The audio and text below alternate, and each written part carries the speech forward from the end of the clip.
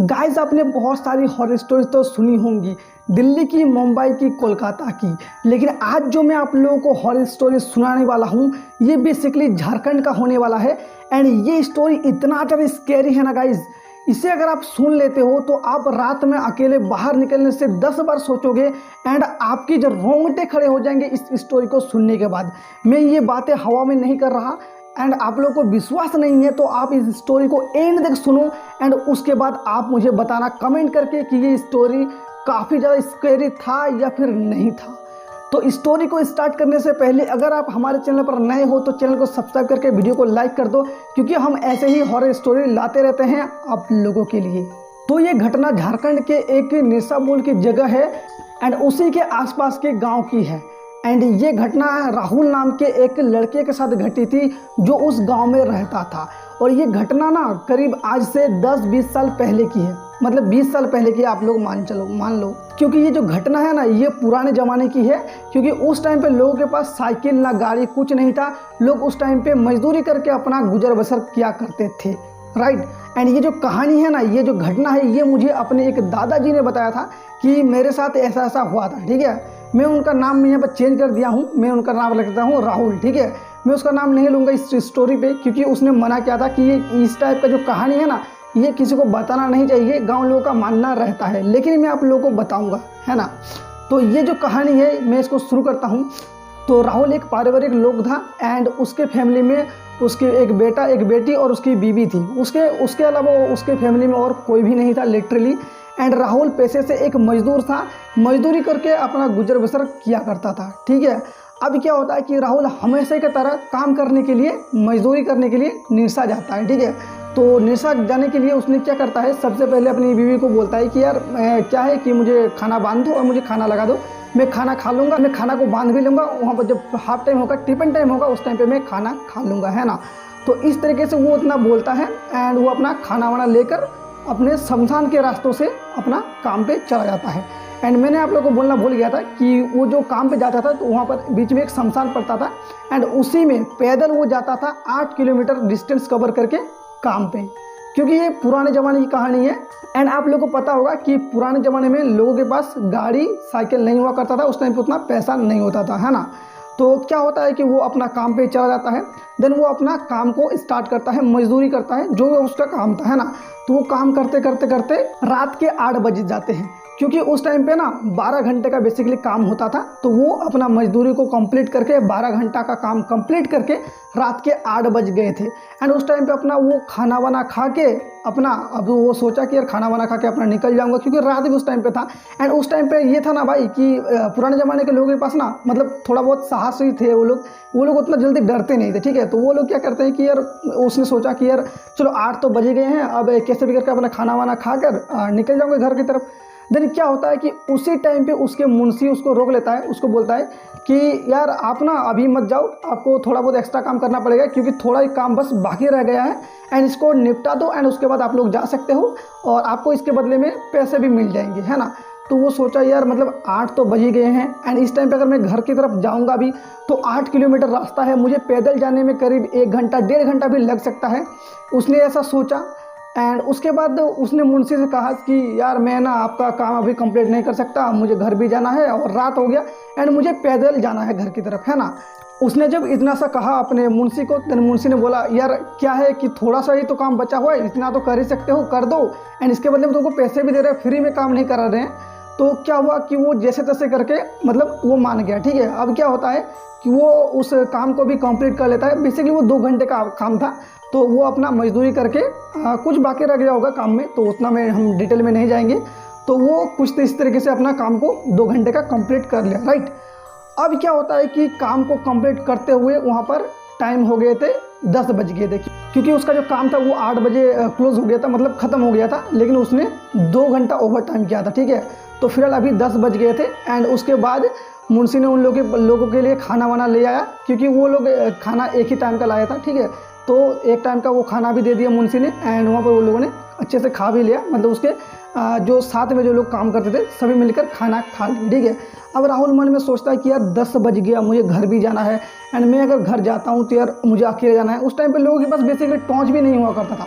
आप लोगों को सुनकर ना मतलब ऐसा अजीब लग रहा होगा कि उस टाइम पे लोगों के पास टॉर्च भी नहीं हुआ करता था, लिटरली बता रहा हूँ। तो क्या होता है कि वो अपना 10 बज गया था एंड वो सोचा कि मुझे तो घर जाना ही है कैसे भी करके, तो वो मन में सोचा एंड उसके बाद वो निकल गए घर की तरफ, ठीक है। अब वो आते आते ऐसे, उस टाइम पे पक्की सड़क भी नहीं थी, कच्ची सड़क थी, तो कच्ची सड़क में ऐसे पैदल आते हुए, तो वो आते आते भाई आ रहा था।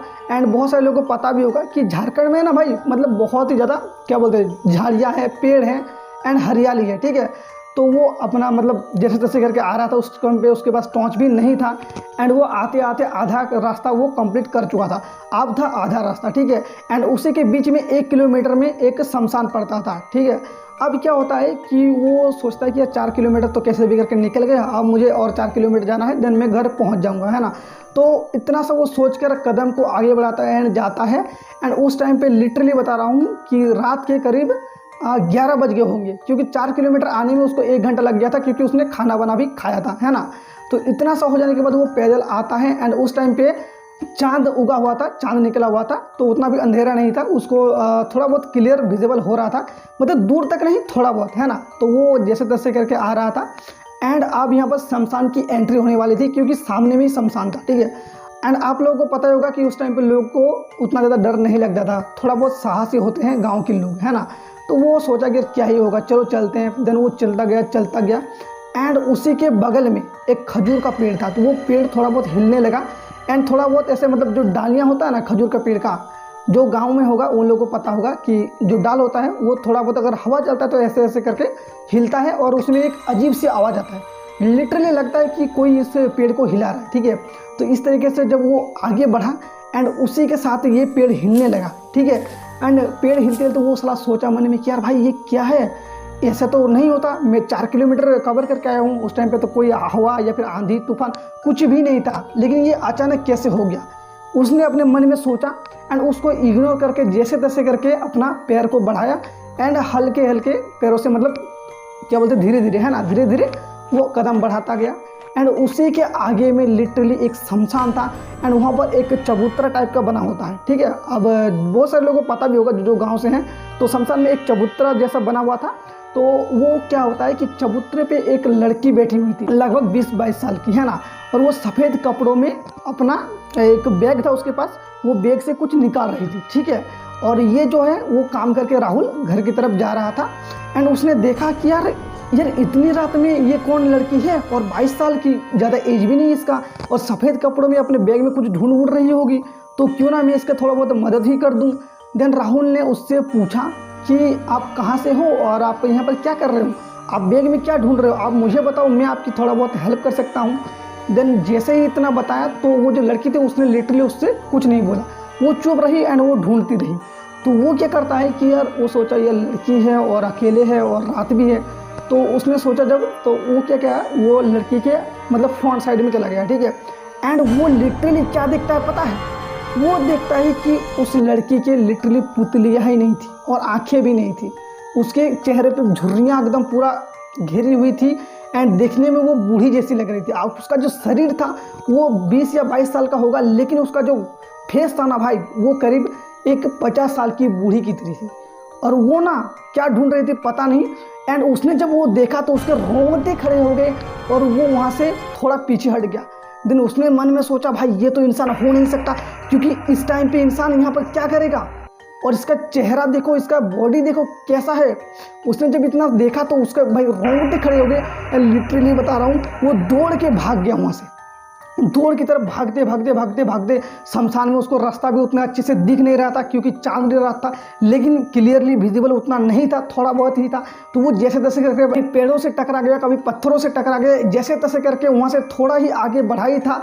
एंड उसी के बाद वही लड़की उसको एक घाट में बैठी हुई मिलती है, क्योंकि वहाँ पर एक घाट था और शमशान में एक थोड़ा बहुत मतलब छोटा सा घाट था, क्योंकि वहाँ पर पैर हाथ लोग धोया करते थे, जब मतलब किसी को जला के आते थे ना, तो उस टाइम पे पैर हाथ धोया करते थे। तो वहाँ पर वो लड़की बैठी हुई है एंड लिटरली वो राहुल से बोलता है, कहाँ जा रहे हो, मेरी मदद किए बिना तुम कहाँ जा रहे हो। इस तरीके से जब उसने वो बोला ना, तो राहुल के मतलब रोंगटे खड़े हो गए। राहुल ने मतलब क्या सोचा पता नहीं भाई, मतलब वो जो है ना वो इतना ज़्यादा डर गया था, डर के मारे उसके पसीने आ रहे थे और लिटरली ये ठंडी का मौसम था लेकिन उसके पसीने आ रहे थे। एंड वो जैसे तैसे करके वहाँ से भागा और इतनी जोर भागा, उसका चप्पल उसका जो भी था हाथ में अब सामान वो सारा चीज़ फेंक के वो घर की तरफ भाई भाग गया। जैसे तैसे करके वो जान बचा के अपना घर भागा। घर में जाके अपने फैमिली से बताया कि मेरे साथ ये हो गया, मैं शमशान से आ रहा था और एंड मेरे साथ ये घटना हो गई। एंड ये जो घटना है ना, ये जो उसके साथ बताया, देन उसके फैमिली ने भी उससे बताया कि यार इस टाइम पे आप लोगों को आना नहीं चाहिए था, आप हो सकता था कि आप कल आ जाओ, कोई दिक्कत नहीं, फ़ोन कर लेते। लेकिन उन लोगों के पास फ़ोन भी नहीं था। मुंशी के पास फ़ोन था लेकिन उसके घर वालों के पास फ़ोन नहीं था। तो वो जैसे तैसे करके मतलब थोड़ा बहुत उसको डांटा भी एंड उसको बोला कि इतने रात में आप कभी मत जाना, कभी मत आप इतने रात में लौटना, है ना। देन उसके बाद राहुल कभी भी रात में काम करने के लिए नहीं गया। वो काम पे गया लेकिन वो 8 घंटे का काम करता था, लेकिन सुबह जाके वो आता था करीब 6 या 5 बजे एंड उसी के बाद वो कभी भी रात में काम करने के लिए नहीं गया। तो ये थी राहुल की एक अप्रत्याशित घटना जो उसके साथ घटी थी एंड ये बहुत ही ज़्यादा स्केरी थी। आप लोगों को ये स्टोरी कैसा लगा कमेंट में बताना। बाकी इस स्टोरी को यहीं पे एंड करते हैं, मिलते हैं एक और हॉरर स्टोरी के साथ, तब तक के लिए बाय बाय।